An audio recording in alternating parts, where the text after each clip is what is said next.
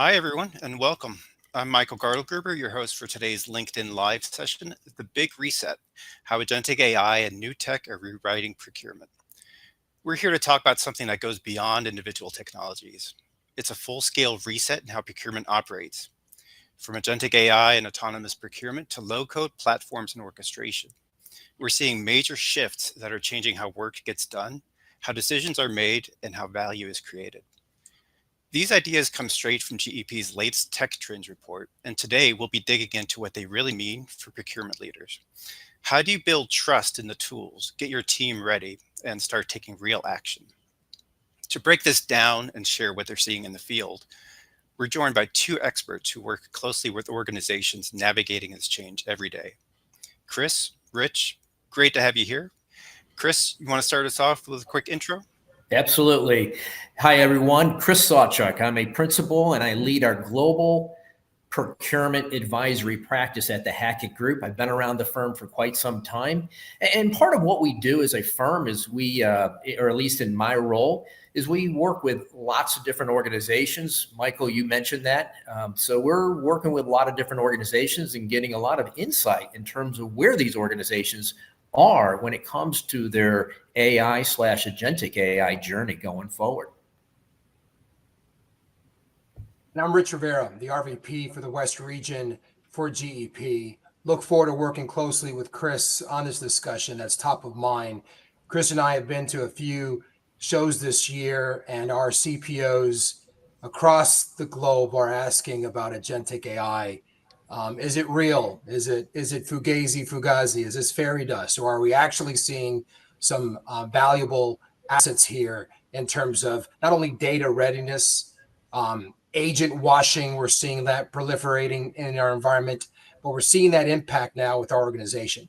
GEP, as you know, a year ago, we were in the Challenger quadrant, and great to see that in March of this year, we're now in the leadership quadrant at Gartner.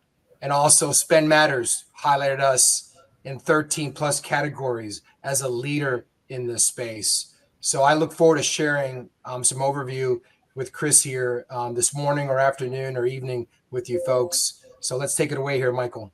All right, Chris, Rich, thank you for the intros, and it's great to have you. So let's start off with the big picture. The Tech Trends report says procurement isn't just evolving, it's undergoing a full-scale reset.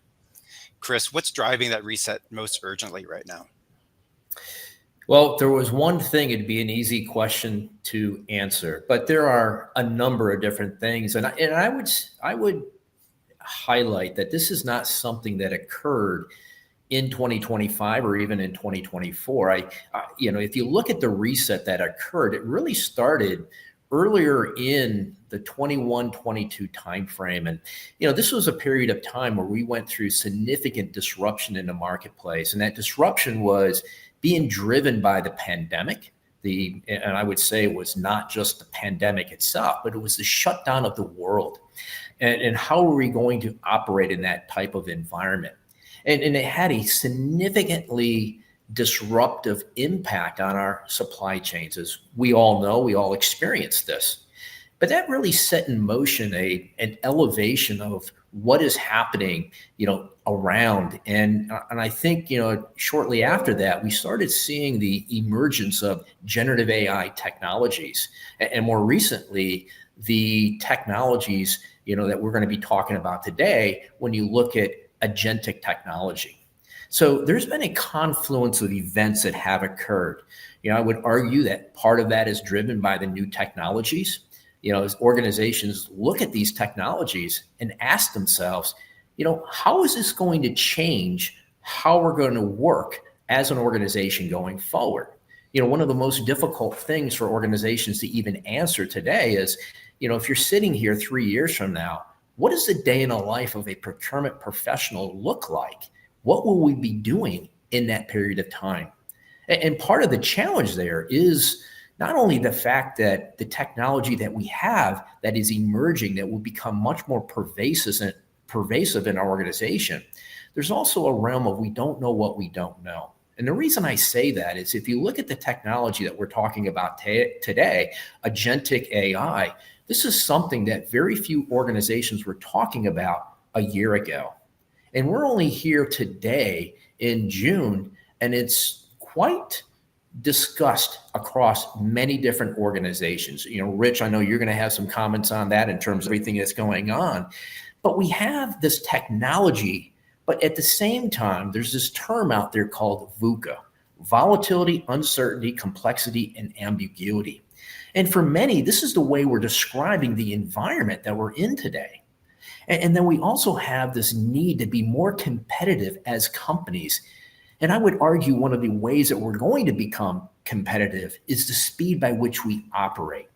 So we have these business pressures to move very quickly. We have the changing and the disruption being caused by the introduction of these new technologies in terms of our environment. And there's a rush to determine how do we leverage these technologies quickly to gain an advantage over other organizations. So there's a lot of things that are occurring, and I think that sets a stage for a very interesting and fast unfolding, and I would say disruptive environment as we look forward. Chris is spot on. In discussions we've had with CPOs, the experimentation phase, the trial, the art of the possible, that was 2-3 months ago. We're seeing now full production environments. Organizations now taking a look at the tech, taking a look at active use cases and case studies of where we can deploy the technology to make immediate impact, to look at ROI, not from a year perspective, but ROI from a 2 to 3 months perspective. So this is happening with intake orchestration, with intelligent category management, with sourcing, all elements. And not only on the indirect side, we're seeing this on the direct side as well. And as we look at that, Chris, I see an opportunity for us to also look at not only the technology that's evolving in this space, because by the time we have this discussion 2 months from now, more cases are coming, more agents are coming. But I'm looking more for the help for our clients in the process side.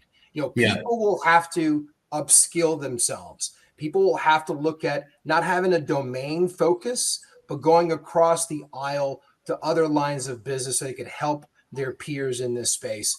But I look at the process side. Many of our clients struggle with going, hey, help me, because it looks like we're going to revolutionize our processes internally. How can you help us? That I hear more than often. Yeah, the processes are certainly being relooked at. And it's not only, how they're being looked at, but how they will be actually executed going forward. As you were mentioning, this is a very interesting environment and quite disruptive. I think you just mentioned, 2 to 3 months ago, where you're finding this much more pervasive in the environment. I've been saying for quite some time is that, as we look at the second half of this year and certainly into 2026, we're really going to see a much more of an acceleration of these technologies, especially the agentic technologies being embedded in our environment. And why do I say that? Well, you look at all of the developments. I mean, just the development, and you can say more about this than I can, Rich, in terms of the development cycles, the speed by which you're introducing enhancements and releases and new agents within the platforms that are out there today. This is a weekly cadence now. Gone are the quarterly releases. Now, there's some embedded core technology that may still adhere to a rule like that. But the development cycles are just extremely fast today. And this is where I think it's a bit challenging for organizations to keep up. Yeah, exactly.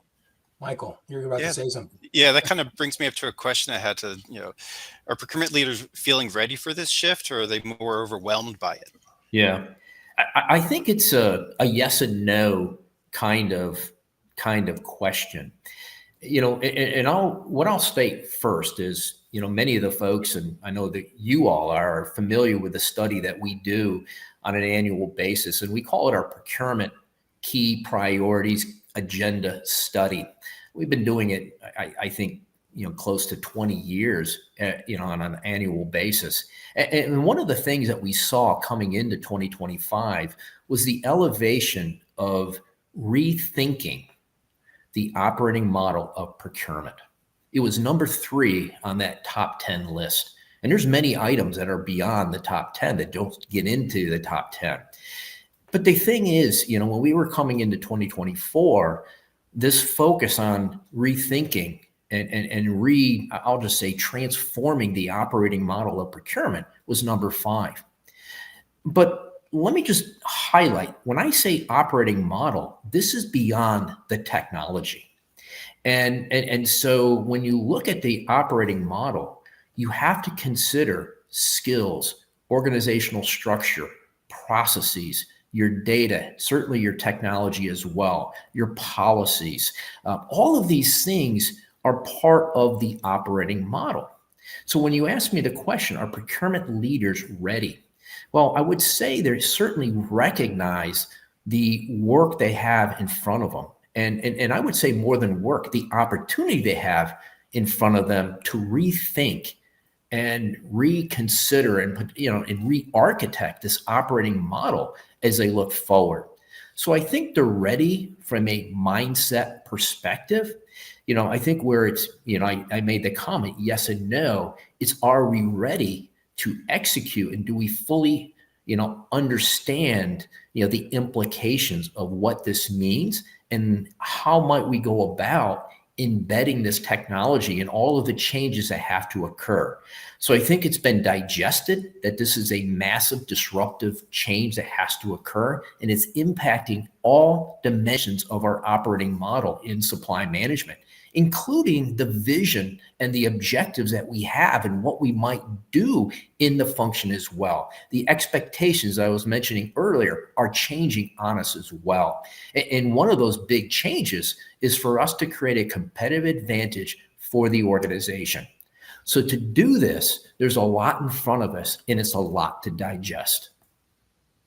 To add to Chris's point, the focus that one had in a siloed organization, whether you're wearing your marketing hat or you're wearing your sales hat or your IT hat, that has to go away. You now have extreme pressures to collaborate across the aisle, and specifically spending a significant amount of time with purchasing organizations, strategically building relationships with vendors versus the win-lose relationship. There's got to be that, what I call an empathy for our leaders during this time. So I need, what I'm encouraging folks is continue to cross the aisle to collaborate further, because this ride is quickly right here in front of us, and we could do it stronger together. And I also encourage folks from a win perspective, if you're just grouping a few folks together and you're going after it task by task, start with setting some goals and visions,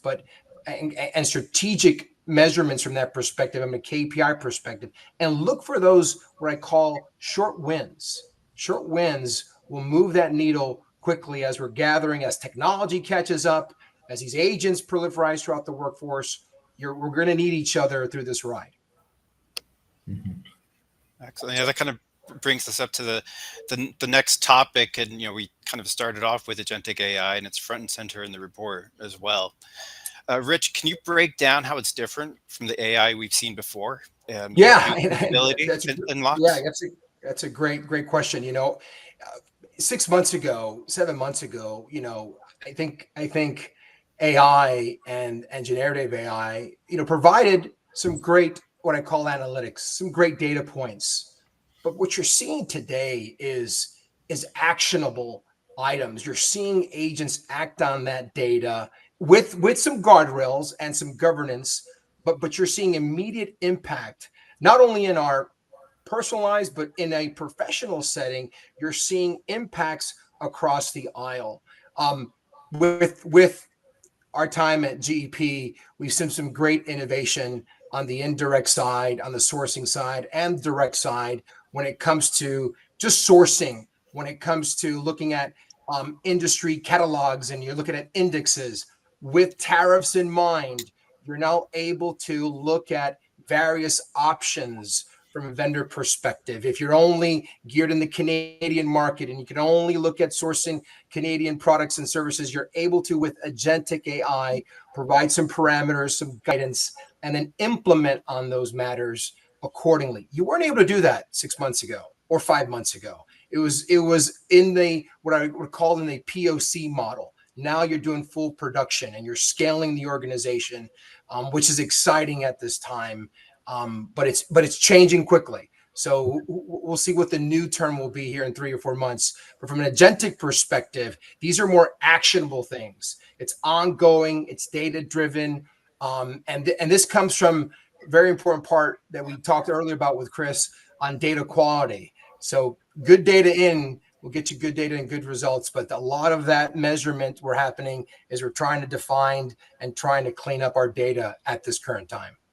Yeah, I think, I'd make a comment on what you're saying is that, when I look at the history going from, where we are today, Agentic, I think it's made it much more real for us. We understand it. It's more task-based or process-based. Generative AI was very interesting. If you think about when that emerged in the environment, many of us were talking about large language models. We're trying to get our heads around what does this really mean, et cetera. And I used to use the analogy. I sort of like, you go into your house and you turn on the lights and the electricity and they turn on and it does something for you. You don't care about how that energy was generated or how it was distributed and all those types of things. And that's all the details, right? I think what Agentic AI has done for us is to make it more real. And so now we see where we can create an agent, sort of this partner in everything that we do. As you as a professional, you as a procurement organization, how do you create these agents that are basically replicating much of the work that you're doing today, but do it in a way that it's empowering and augmenting and assisting, and in some ways in doing it, in a more autonomous way where you have the trust in that agent to do that work for you. And so you're going to see a massive, Rich, you were talking about some of the benefits that organizations are looking at here. The productivity benefits. And when we did our study, this key issue study that I was talking about earlier, we asked organizations, fully understanding that we're very early in this journey around AI and agentic AI, et cetera. But if they are, what are they expecting the greatest benefits from this technology? And productivity was number one. Interestingly, out of a list of about 5 or 6 ways you can look at the return of this type of technology, staff reduction was at the bottom of the list. That kind of brings me to a follow-up question. Like, when you talk to clients, what helps them move beyond the hype and actually build trust in this technology? I'll share, Michael, that we do have sessions on art of the possible, but what we're doing is we're taking some of that spend data that they've had for 2-3 years, and then we're showing them what's possible with the GEP platform. And I think what you're seeing is folks that spend that day-to-day mining data, mining vendor questionnaires. You're seeing that wow impact where they could spend more time on strategic imperatives of the business, focused on the business objectives of the business versus mining data and spending hours where those times could be sufficient in other areas. So once we're sitting down with that client, showing them the wow, and actually providing some referenceable accounts that they could have a one-on-one discussion with on what's real and not real on the platform, that gets them excited. That gets them on a different hype that says, we're able to do this. Why can't we execute? So I see what's happening now in our world is that FOMO, fear of missing out. I need to quickly catch up. This is happening. This is real. I don't want to miss out on this opportunity, specifically on the competitive landscape side. So it's great to see movement happening in just such a short time when our clients get to see it and then they get to hear a referenceable check that says, yeah, this is happening right now. Mm-hmm. And of course, the AI doesn't exist in isolation. Chris, how do you see agentic AI working alongside trends like low code and autonomous procurement to create real impact? Mm-hmm.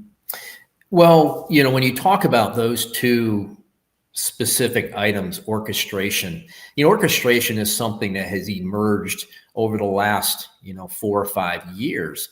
And the idea is that we have a lot of disconnected activities within our organizations.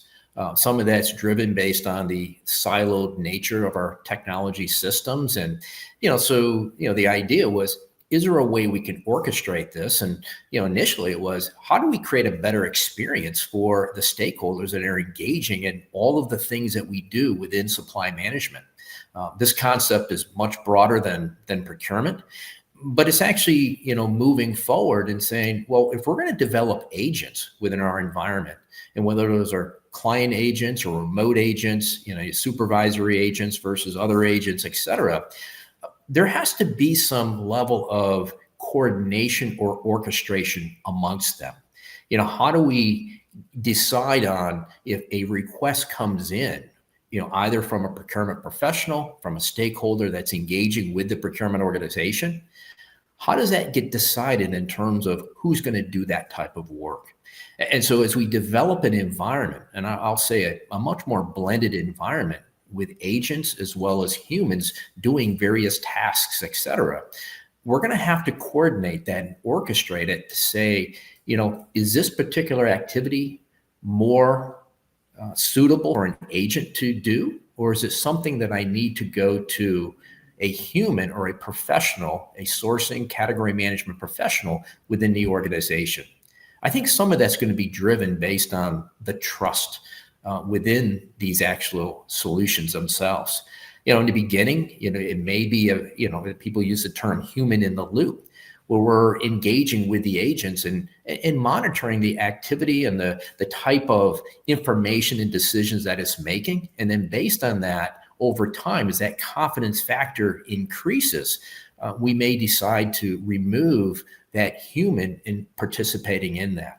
But that does create a very interesting environment that it frees up some significant time for us. And you also use the term autonomous. Orchestration is one way, and that's all of the coordination. But when you think about autonomous, this is, where I go back to the trust factor. Do we trust agents within the environment well enough to do things in a more autonomous way, meaning that they're triggered by something, some environmental trigger, that they kick off the work and they make the decisions and take the action on that type of work? Rich was, making some comments in regards to spend data. Do we have an autonomous nature? Are we comfortable enough that we have an agent that analyzes the data for us, identifies opportunities? And then once you identify an opportunity, you can kick off, some kind of set of work against that opportunity and that could be a sourcing opportunity to be kicked off. Or do I want a human to actually review what was identified as the opportunities before we kick off an autonomous action to be executed? I think today many organizations are more in that, what I'll say, having a professional in that environment. But we're going to see more and more of that autonomy grow over time as we develop this trust factor there. And I think what that leads to is potentially what we need to talk about next. And it's really, you're starting to think about, the types of skills that we need as individuals, as professionals within supply management and procurement. There was a study done by World Economic Forum 2030, and it shared the skills that we would need in this magic quadrant moving forward. But it evolved around soft skills, the ability to collaborate, the ability to partner with an organization that you may not have worked with closely before. So that I'm encouraged by that, but that's very different than I went to school for supply chain and I mastered in aluminum sourcing from that perspective. And so now that particular domain will change and evolve, but the soft skills are becoming much more important moving forward. Very interesting. I was having this conversation with an organization, a client of ours, around category management. And when you think about category management, there's a lot of things that we have to do. we have to is we analyze and better understand the supply markets that we're looking to intervene within. There's things that we want to understand in that market. What's driving demand? What are the things that are going on? And we use the term a supply market profile. What is all the different actions that are occurring, and what does that climate look like within that particular supply market? And one of the things that we're trying to understand is, do we have an advantaged position as we intervene in that market as a buyer? And there's a lot of analysis we do in SWOT and PESTLE, et cetera, that we go do. And somebody was saying, well, I don't have to do that anymore. We're just going to have AI do that for me. Right. I still believe that you as individuals, and I will say that you see a lot of training going on, we still have to understand the why. What is being done? You're absolutely right that the analysis and I'll say the collection of a lot of this information, the sorting of it, the organizing of it will be done through these agents that we will create. We may have an agent that's specifically designed to develop and do a SWOT analysis, as long as it has access to the appropriate databases or the information and data that it needs to be able to do that. And they will be customized and specialized potentially in various supply markets, maybe even by suppliers over time. So this is going to get a lot of specificity that will occur, but we still need to understand, how does this all fit together? And when we do that, what are the implications of the information that comes out of it? And so this is where we will, as professionals, will still have to understand all of this, even though it may be done by an agent, whether that be an assisted, augmented, or autonomous way. And that brings up a couple of follow-up questions that I had. One on soft skills, but I'll get to that in a bit. Yeah, Chris, you mentioned trust. What do teams need to do to build that trust? and I think what you're referring to is the trust with the technology. Mm-hmm. It's a very interesting environment. I would say there's a lot of parallels, between a procurement professional and organization in developing trust. One of the things that we've worked with organizations for a long, long time is this objective to becoming more of a trusted partner, a trusted advisor, a business advisor to the business. In a way, being sought after, for your insights. At the same time, what we're now suggesting is that we as professionals who are, have an objective, a goal, it's many of the visions that we have as organizations, that is part of our vision. And we're now having to build trust, and confidence in the information and the intelligence that's gleaned from these agents that will be participating in an environment hand in hand with us. I think trust is gained. I always tell folks, when we're looking at it as a individual, I don't meet somebody for the first time and say, I'm fully trusting of this person. No, that develops over time. It's sort of like when you go out and you meet somebody, you don't walk away typically from a 30-minute conversation and say, well, that's my best friend now. No, best friends are developed over years of developing trust. And it's the same way with the technology. There is a trust factor that has to be developed. And trust tends to, develop from having something to do and being able to accomplish it. And I trust that you're able to do what you said you're going to do. And that takes time. And so this will be the same thing with the technology. And I think there's a confidence factor that has to do. You'll look at the results of the technology. I think a lot of folks are still looking at generative AI and some of the output there and saying, you know what, this is not exactly what I need. But you know what, it's 60% there.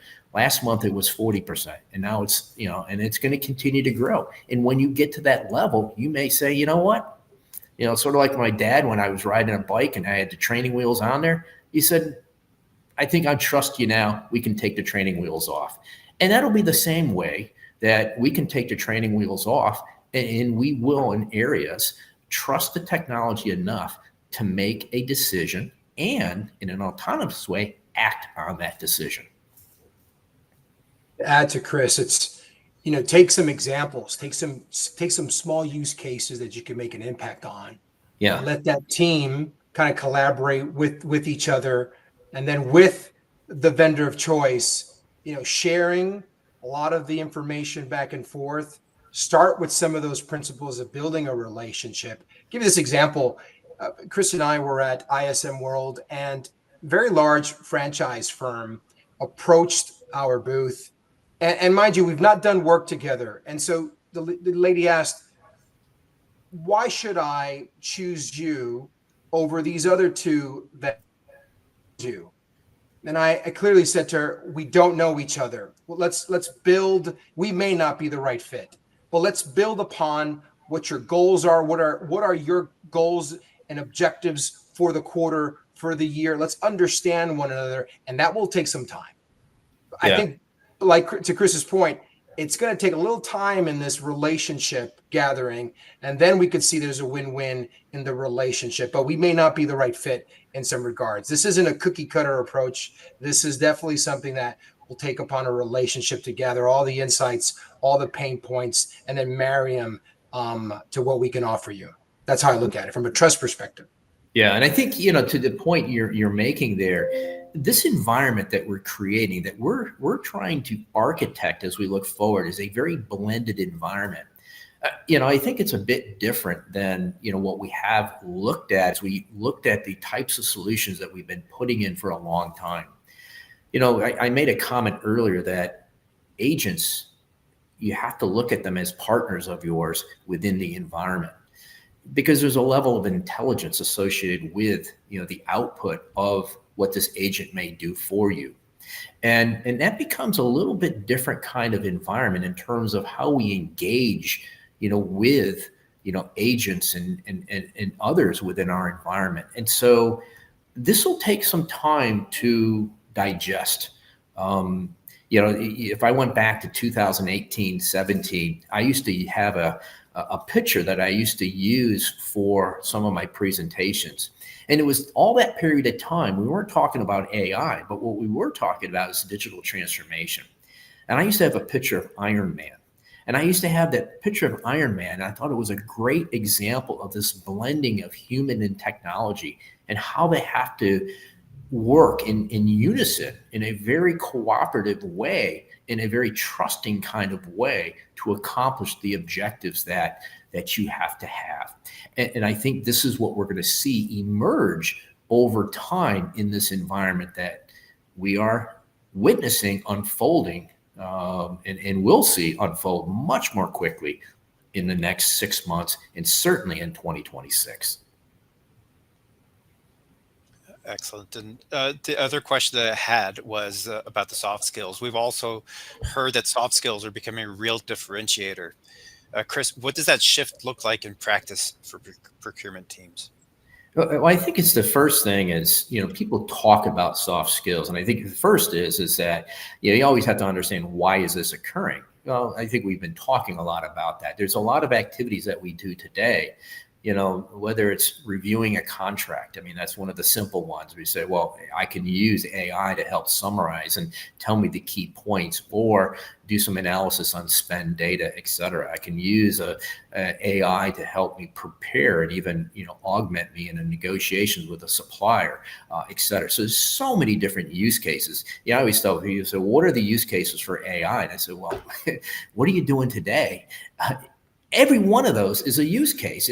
There's not a shortage. And I remember when generative AI was started, the whole big thing, everybody's saying, everybody's excited back in 23. If somebody says, here's a use case for generative AI. We're now today, there's no shortage of use cases. We can apply it anywhere for the most part. But then the question becomes, to your point, Michael, is, what are those skills that we need to participate in that environment? And we've been saying softer skills. So I do believe that, having relationship skills, that's not going to be replaced with technology. So that relationships, not only internally with the external customer and with the suppliers, that matters.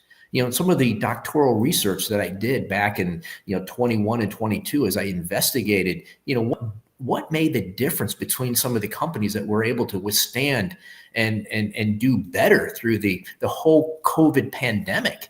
One of it was the relationships they had with their suppliers. And we saw differences in those. that still matters. And so that will be something that these individuals will have to build more effectively. But with that are all those other skills. Experience, I think, will matter a lot going forward. Some of the technical skills become less important because they will be done in different ways. Understanding the business. We've said that for years, that procurement has to understand the business, understand it through the lens of a financial statement, in those kind of terms. What makes it tick? We have to understand that. A few years ago, we did a research and we looked at the skills of, some of those, procurement professionals, and we were looking and trying to understand what are the biggest gaps in skills of where they are today and what we need going forward. Data, technology, and analytics were the three big gaps, the biggest gaps. Right behind that was the relationship types of skills. But I also believe that we need to be able to think further out, be more predictive, be more prescriptive in terms of looking forward, and ultimately become that trusted advisor. And all of these things are going to enhance us actually building on that role going forward. So those are the things that are going to become much more important. It's not that we don't have to know the others, but we're going to have other ways of doing that. But we still have to understand what it's doing, what is the information coming out of it, so we can do all of the things that I just mentioned. Oh, and Rich, same question to you. What kind of my daughter over the weekend reminded me to have some patience, Dad, have some patience. And I quickly just put, a fist to the mouth type of thing. And I get it, more now so than ever, is having that patience as we're going through this journey here, eliminating some of that noise that's out there. We talked earlier about agent washing, what's real or not real. And a lot of trust, a lot of relationships, a lot of experience will get us through that and answer those questions.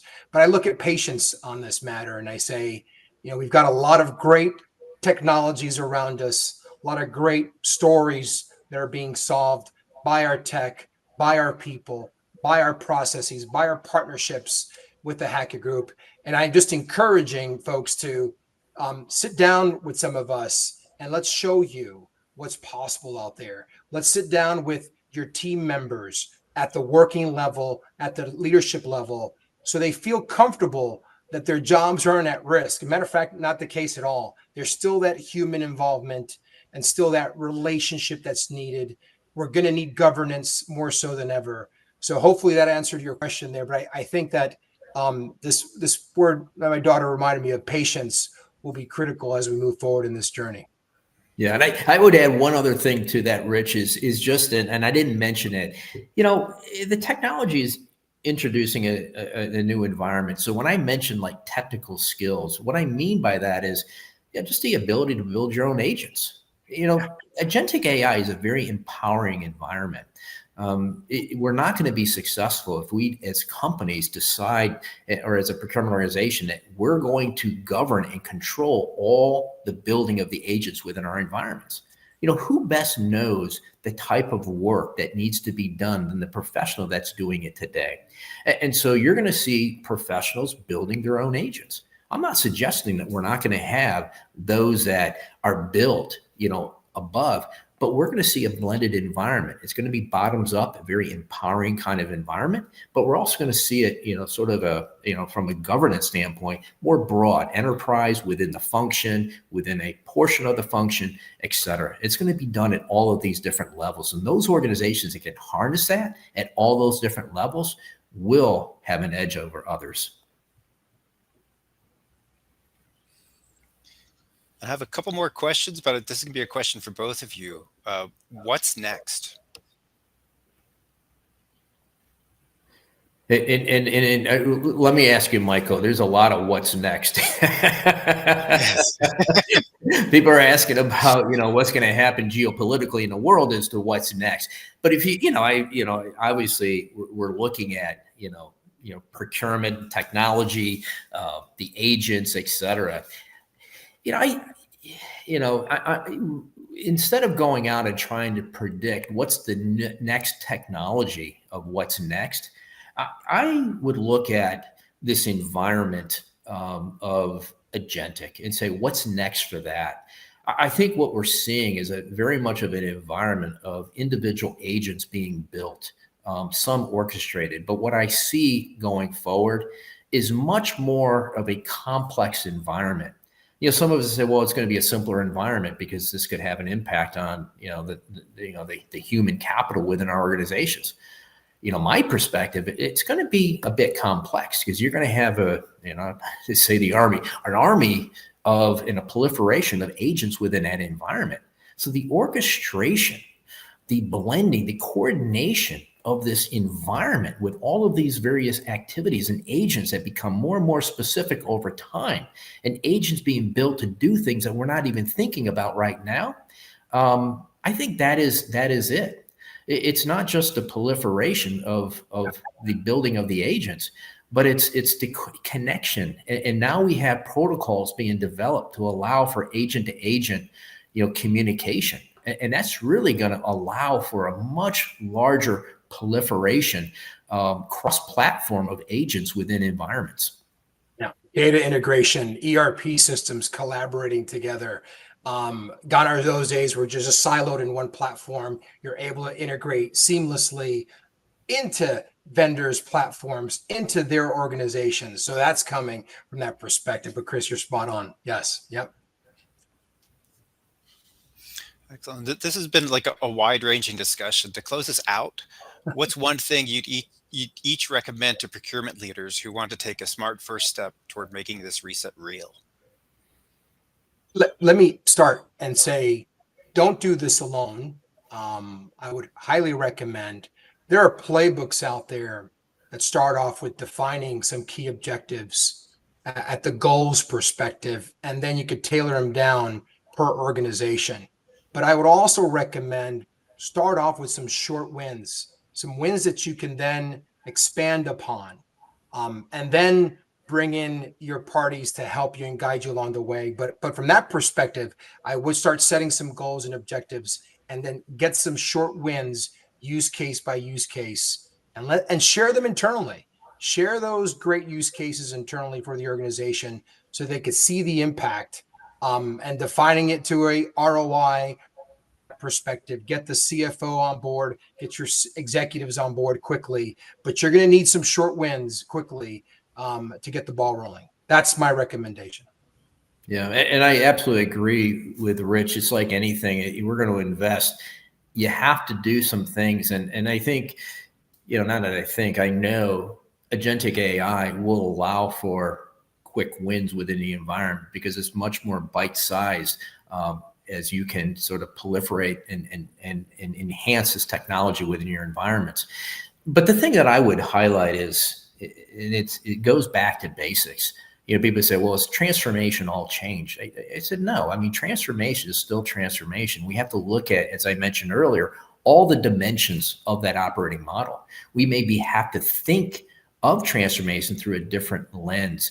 As we started off this conversation, there's a lot of things that are happening, and certainly the emerging technology is one of the huge drivers of the transformation that is going on today. But I would say is that you have to have a vision. I think it's more difficult for leaders today to have a vision 3 to 5 years out, and that may be too far of a span of time.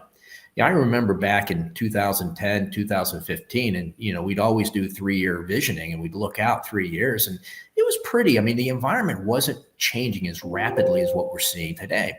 And it was easier to suggest and say, this is what it's going to be like. And part of a vision is you have to understand, what is it going to be like for that professional? What's the day in the life for a professional? When they wake up, what's that day in the life to a point? Okay, so that's one aspect of that vision. That's harder today because of the emerging technologies and the speed by which things are happening than it was. And so I use a term called fuzzy visioning. We have to have something that's brought out there to understand some of the characteristics of what we're building. So to me, that is a first step. It's the old, if you don't know where you're going, then any road will take you there. Makes sense. And I do have a couple of user questions that might be able to dive in because they're kind of leading into this conversation here. The first one asks, Imran asks, as we deploy agentic environments, how do we ensure we're not displacing mid-level talent faster than we're reskilling them for the future? You know, my perspective, I don't think you have to worry about moving people out unless they don't have the skills that we talked about, as some of the tasks are opened up. We've been talking in procurement for 3 decades. It's as long as I've been in this space, and I've been in the space for a bit of time, about how do we become more strategic as an organization? Well, here's your chance. Agentic AI is going to allow us to utilize some of those skills and take on some of that work. There's certainly and to me, in a much more faster pace than we have ever seen in the past, and for a lot of different reasons. One, it's something that we can do in a more incremental kind of way. So, I don't see that happening, at least in the near future. Will there be an impact over time? Yeah, probably at some point. But at least initially, there's enough that we don't have an opportunity to do today that we need to have agentic AI to allow us to focus on that. The only concern I would have is if the people that are freeing up that time don't have the skills to participate in the environment that will be opened up for us. And some of those skills we talked about, that's different. And you're going to have to change. So I also encourage folks to grab a hold of these tools and apply them, and then share that knowledge across the aisle. Share that with your colleagues. You're going to create that instant, of course, we shared earlier, FOMO feeling, but I'm encouraging that participation. You're going to want to then train up other colleagues, train your leaders, and become very valuable to the organization if you're enabling others versus not getting the tools, not being ready for this change that's happening right now. So I'm encouraging leaders and peers to make sure that your team is ready, provide them the tools, let them create this new use case, let them create and developing their skill sets and upskilling themselves. You'll garner a longer term employee, or they'll leave you. It's one or the other. Mm-hmm. Yeah, it sounds like, really highlighting the importance of effective change management. Mm-hmm. Yeah. And I had a couple more questions. So Julius asks, to what extent can agentic AI and procurement be considered decision-making versus optimization? And does this distinction matter in governance? Well, again, I think, it depends on how you're using agentic AI. And, I mentioned before is there's a level of using AI in an assist kind of way. And then, you can migrate to more of an augmentation of what you're doing today and leveraging that technology to give you insights that you don't have, but, I'm making those decisions on that. When we get more to the autonomous level, this is where you're starting to build that confidence, and you're having the agent make a decision for you and execute on that decision. So in many ways, this is something that we will mature over time and migrate. And this is some of the maturation that will occur. I'm not suggesting that everything will go to an autonomous way by any stretch. What I am saying, there are some things that, that decision making will be shifted, to an agent in some cases, and that's when it becomes autonomous. I just said that, third-party risk management, when you're managing vendors, when you're managing the assessment of those vendors, it's a key element that agentic AI can provide some assistance with. Because, there's some rogue agents out there. You want to do business with the right organizations. So you've got to be careful in this process. And I'm just encouraging you to understand that the technology can help you along the way.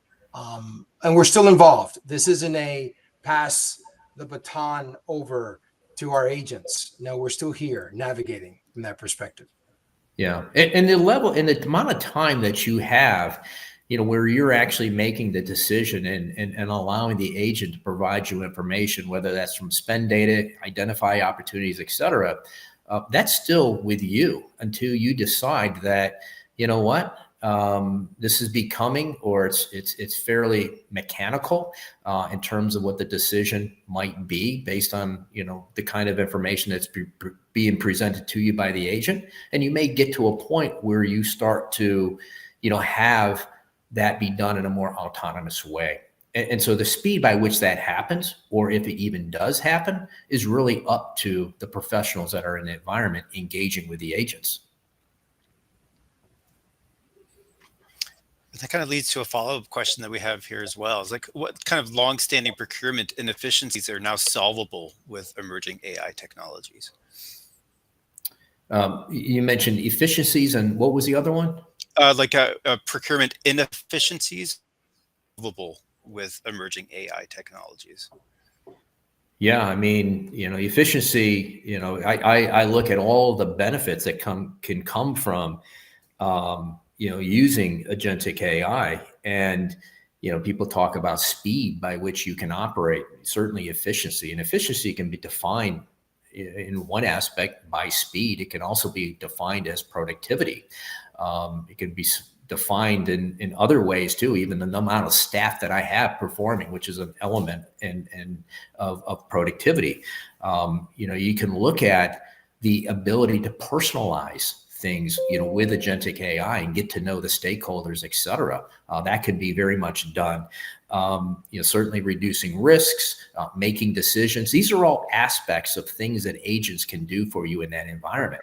But when you look at efficiency and you ask yourself what that is, I would say that, I made a comment earlier that the area, when we asked organizations, what are the attributes, what are the measures that you're looking at to determine the impact that generative AI or even agentic AI is having on your environment? Number one was productivity.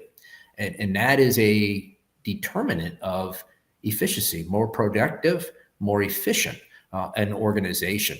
The speed by which decisions can be made. The fact that an agent can sit there and monitor. One of the greatest uses of agents is just to monitor, things that are going on in the environment that we just don't have the time to do that. Having an agent monitor all of the changes that are happening from a regulatory standpoint, what's happening with tariffs, et cetera. We know that's a very complex environment and is changing on a regular basis. Having an agent do that would allow for a significant increase in efficiency and productivity within your organization. I look at contract management as you're managing various vendors, various price points. There's also an element of cost reduction. That if you're managing a vendor, there's 5 open contracts. What's the ability for us to consolidate, get a better cost for the organization, and then get us some great savings, all tied into some level of the efficiencies here. But I look at the fact that that's happening today. Our clients are looking at those opportunities, significant cost reductions from that standpoint of buying a widget from here, buying a widget from there, and making some very agentic AI research that provides you that quick decision to make that happen. And then we're providing some level of governance behind that. Mm-hmm. And you mentioned cost reduction there as well. And I got a question from Sasha who asks, how can agentic AI and new technologies transform procurement from a cost center to a strategic function within an organization? I'll give you a perspective. I'm going to tell you a perspective, and then we'll start talking about the how.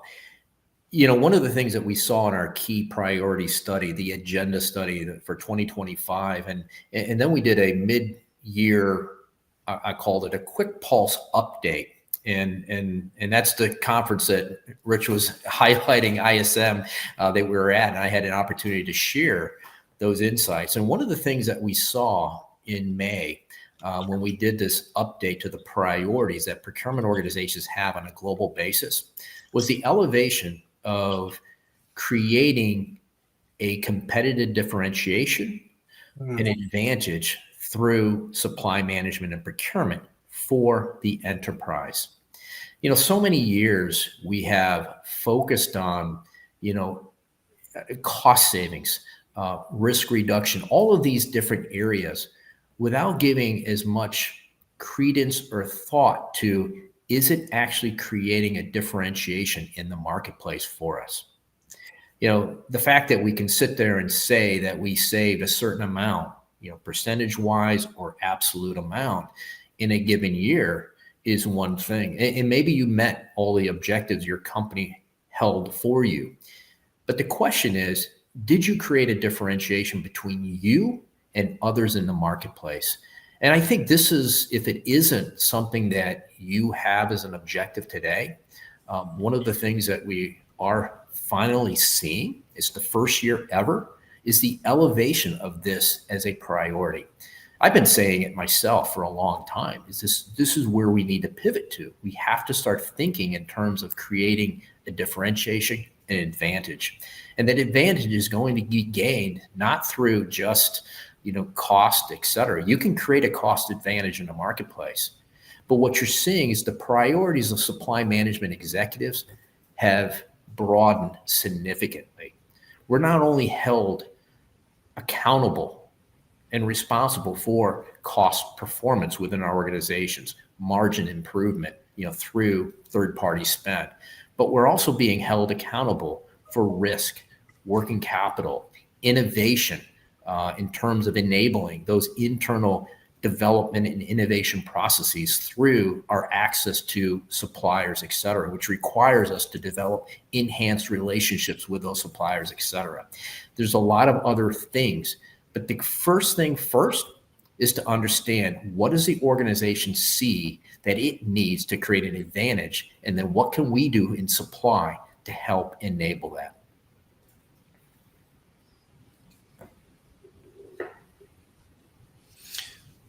All right. So I think we're kind of approaching time here. So we'll just start to wrap things up unless you have any parting words, Rich or Chris, for I'm just the going to add attendees. thank you. I was just going to add thank you, Michael and team, for spending time with us today, and the audience with great questions. And Chris, great working with you on this as well. And we look forward to next steps. I believe Michael will share some next steps here as well.